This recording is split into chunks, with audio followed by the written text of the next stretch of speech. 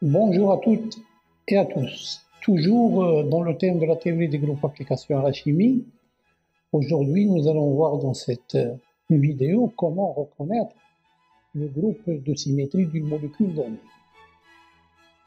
Alors je vais vous proposer un tableau, et dans ce tableau-là, un tableau qui indique, si vous voulez, la manière dont on doit chercher ces éléments de symétrie de la molécule en question, la molécule opposée. Et donc, en fonction des réponses qu'on va donner aux questions, par oui ou non, durant cette recherche-là, on obtient des groupes distincts dont la dénomination, il est indiqué sur ce, si vous voulez, sur ce tableau. Donc voilà, étant donné une molécule, la première question qu'on doit se poser, c'est est-ce que cette molécule possède un axe de symétrie d'ordre n, c'est-à-dire l'axe principal, avec un n qui est supérieur ou égal à 2. Alors en regardant la molécule, la réponse à cette question ne peut être que de deux manières, oui ou non. Dans le cas où la réponse est non, c'est-à-dire que notre molécule ne possède pas un axe de symétrie d'ordre n qui est supérieur ou égal à 2. Dans ce cas-là, on va se poser la deuxième question, c'est est-ce qu'il possède un plan de symétrie, quel qu'il soit. Alors si la réponse est oui, dans ce cas, le groupe de la molécule est CS. Si c'est non, on doit se poser la question, est-ce qu'il possède, la molécule possède-t-elle un centre de symétrie? Si la réponse est oui, le groupe de la molécule est CI. Il est noté CI. Si c'est non, le groupe de la molécule est noté C1 ou tout simplement qui est l'équivalent de E. Maintenant, revenons à la question de départ. Dans le cas où la molécule il possède un axe de symétrie C1 qui d'ordre supérieur ou égal à 2. Si la réponse est oui, la deuxième question qu'on doit se poser, est-ce que la molécule possède un axe C2 qui est perpendiculaire à C1? Et là, on a deux possibilités, soit oui, soit non. Dans le cas où la réponse est oui, que la molécule il possède un axe C2 qui est perpendiculaire à l'axe principal C1. Dans ce cas-là, on se pose la question sur un plan de symétrie sigma H, c'est-à-dire un plan de symétrie perpendiculaire à l'axe principal. Si c'est oui, la molécule elle sera notée DNH. Et le N, c'est le N de l'axe principal de symétrie. Si c'est non, on doit se poser la question sur un plan de symétrie sigma D. Et bien entendu, pas sigma V, parce que, puisqu'on a dit que la molécule possède un axe de symétrie CN, un axe de symétrie C2 qui est perpendiculaire, donc le fait qu'elle possède un C2 et un sigma H, donc s'il possède, pardon, puisqu'il ne possède pas sigma H, il ne possède pas automatiquement sigma V. Parce qu'avec sigma V et C2, elle doit posséder sigma H, la relation de fermeture. Donc dans ce cas-là, si la molécule ne possède pas de plan de symétrie sigma H, c'est-à-dire si la réponse est non à la question est-ce que la molécule possède un plan sigma H, si la réponse est non, on doit se poser la question sur l'existence d'un plan de symétrie sigma D et non pas sigma V. Si c'est oui, la molécule elle sera notée DND, avec N, c'est N de l'axe principal de symétrie. Si c'est non, le groupe de la molécule sera noté Dn. Le petit n, c'est toujours le même n de l'axe de symétrie principal. Maintenant, revenons à l'autre branche de droite. Si à la question est-ce que la molécule possède un C2 qui est perpendiculaire à l'axe principal, si la réponse est non, on va se poser la question est-ce que la molécule possède un sigma H? Si c'est oui, le groupe de symétrie sera noté CNH. Petit n, je le répète encore pour une dernière fois, le petit n, c'est le même n de l'axe principal.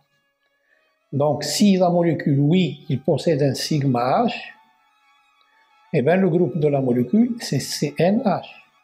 Si c'est non, maintenant, je peux me poser la question sur le plan sigma V.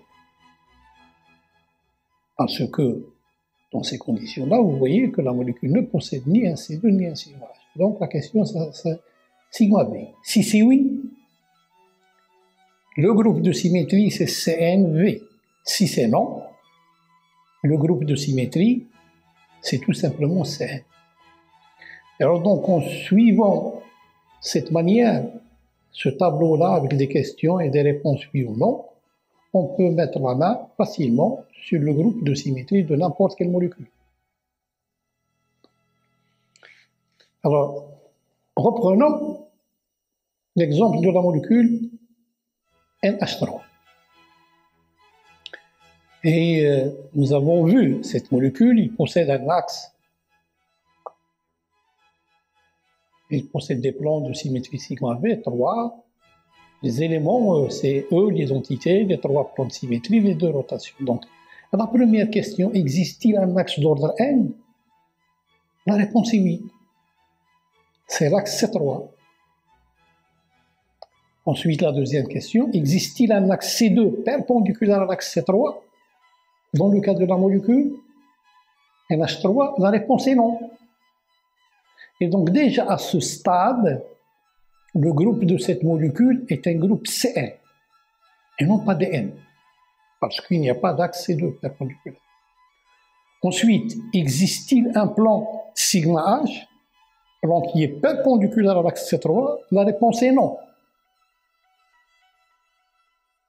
Existe-t-il un plan sigma B, c'est-à-dire un plan contenant l'axe C3? La réponse est oui. Et il y en a 3 plans. Donc le groupe de la molécule NH3 est tout simplement C3V. Donc toutes les molécules qui possèdent les mêmes symétries que la molécule NH3 appartiennent au groupe C3V.